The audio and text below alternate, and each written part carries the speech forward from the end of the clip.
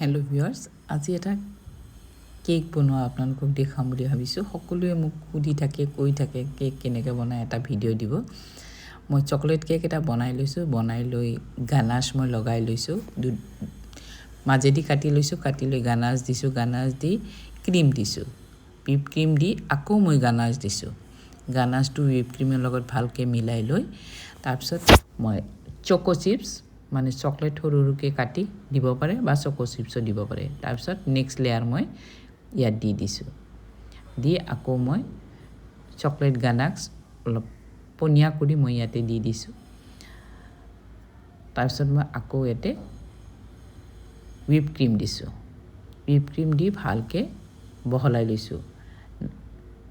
Icing নাইফটো কেনেকৈ ধৰিছোঁ আপোনালোকে দেখিলে গম পাব মই কেনেকৈ ধৰিছোঁ।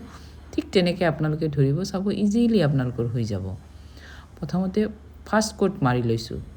সদায় কেকত দুটা কোট মাৰিব লাগে। ফাৰ্ষ্ট কোট ক্ৰাম কোটটো মাৰি লৈছোঁ। একদম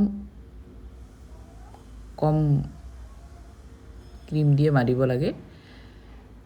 ভালকৈ মাৰি লৈছোঁ। চাব কেনেকৈ মাৰিছোঁ।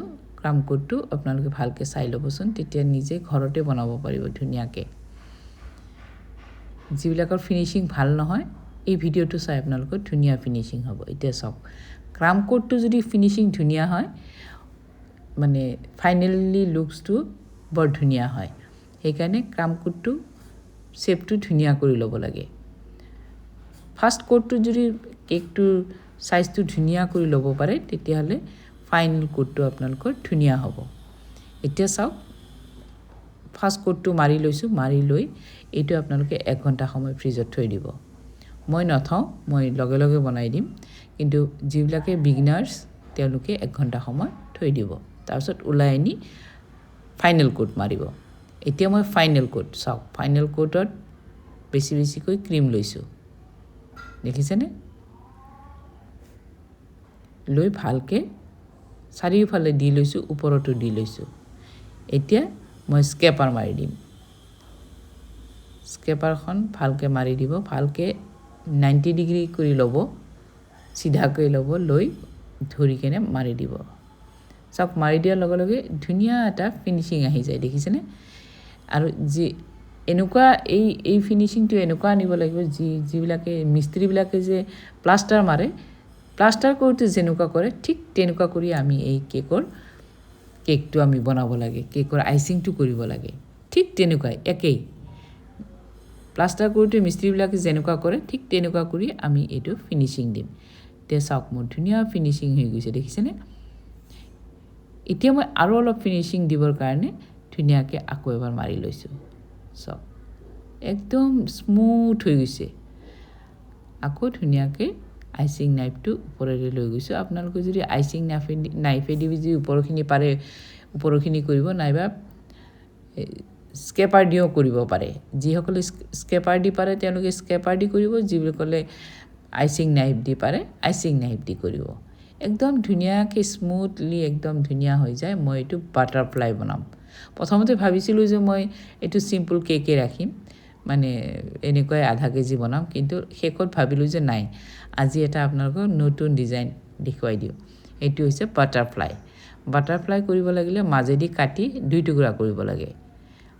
ফিনিচিং দি কেকটো 2 টুকুৰা কৰি লৈছোঁ মই। তাৰপিছত মই বৰ্ডত উঠাই লৈছোঁ। এতিয়া চাওক, মই বৰ্ডত উঠাই ধুনীয়াকৈ বাটাৰফ্লাই যেনেকৈ তেনেকৈ বহাই লৈছোঁ আৰু কাটি লৈছোঁ। কাটি লৈ ছাইডটো যিফালেদি কাটি কিনে বহাই দিছিলোঁ, সেই 2 ছাইড বাহিৰৰ ফালে দিছোঁ।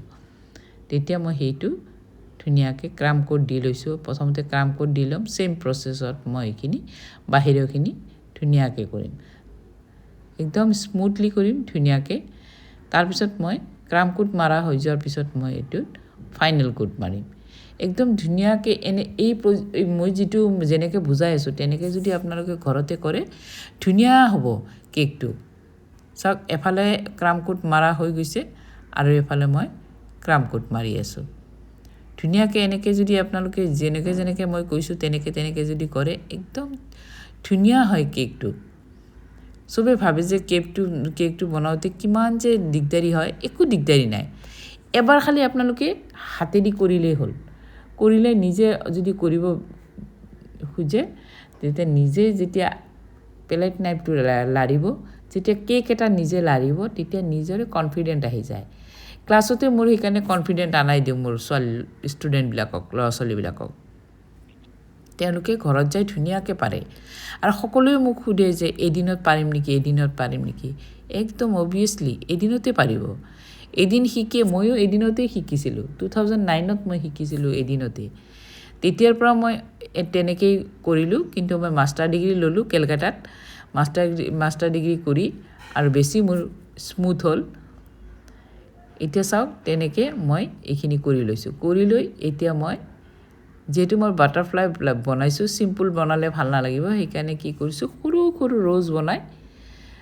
ৰ'জ নুজেলেদি মই সৰু সৰু ৰ'জ বনাইছোঁ ৰ'জ বনাই এটা পাহিৰ মানে সাইডত দুটা ভাগ মানে এই বাটাৰফ্লাই দুটা ভাগ হৈছে এটা ভাগত মই ধুনীয়াকৈ ফ্লাৱাৰ দিম এই ৰ'জ ফ্লাৱাৰ ৰঙা কৰি মই ৰ'জ ফ্লাৱাৰটো দিছোঁ ৰেড কালাৰ দি অকণমান মই হালধীয়া কালাৰ আৰু ৰেড কালাৰ মিক্স কৰি দিছোঁ দিওঁতে অকণমান ধুনীয়া ৰেডি হৈছে ৰেড কালাৰ হৈছে দেখিছেনে এতিয়া মই এইখিনি লাষ্ট এটা ফুল এটা আকৌ এটা দি আছোঁ একদম এটা সাইড ধুনীয়াকৈ ফুল বনাই দিছোঁ চাওক দেখিছেনে আৰু গোলাপ ফুলটো কেনেকুৱানো বনাইছোঁ কেনেকুৱানো কি কৰিছোঁ আপোনালোকে মই ক্লাছত দেখাই দিওঁ গোটেইখিনি তথাপিতো মোৰ ভিডিঅ' দিয়া আছে আপোনালোকে মোৰ ইউটিউবত গৈ চাব পাৰে নাইবা মোৰ ফেচবুকত গৈও ফৰিদা বেগম ফেচবুক আছে ইউটিউব ফৰিদাছ কিচেন ইন আছামিজ আছে তাতে গৈ